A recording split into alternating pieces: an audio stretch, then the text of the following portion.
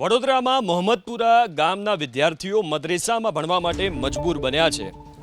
29 વિદ્યાર્થીઓ મદ્રેસામાં બેસીને અભ્યાસ કરવા માટે મજબૂર બન્યા। કલેક્ટર કચેરીએ સંકલન સમિતિની બેઠકમાં આ મુદ્દો ઉઠ્યો છે। ડભોઈના ધારાસભ્ય શૈલેષ મહેતાની કલેક્ટર સમક્ષ રજૂઆત। તેમણે કહ્યું કે મદ્રેસામાં હિન્દુ વિદ્યાર્થીઓને શિક્ષણ આપવામાં આવે છે, અન્ય ધર્મનું શિક્ષણ અપાતું હોવાનો મુદ્દો ગંભીર હોવાની વાત તેમણે કરી।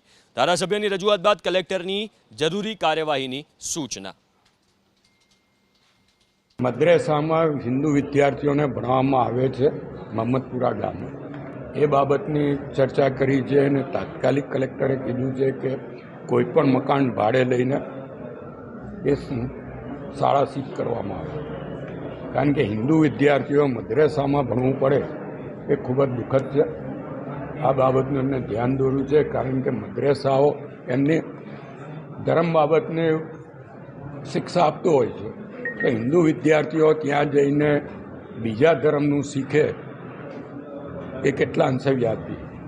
એટલે કલેક્ટરે પણ એને ગંભીરતાથી લીધું છે અને તાત્કાલિક ધોરણે સૂચના આપવામાં આવી છે કે ટેન્ડર પ્રક્રિયાને બધું કામ ચાલે તે સુધી ભાડેથી મિલકત લઈને એને ચાલુ કરવામાં આવે, જેથી મદ્રેસાને ખાલી કરવામાં આવે।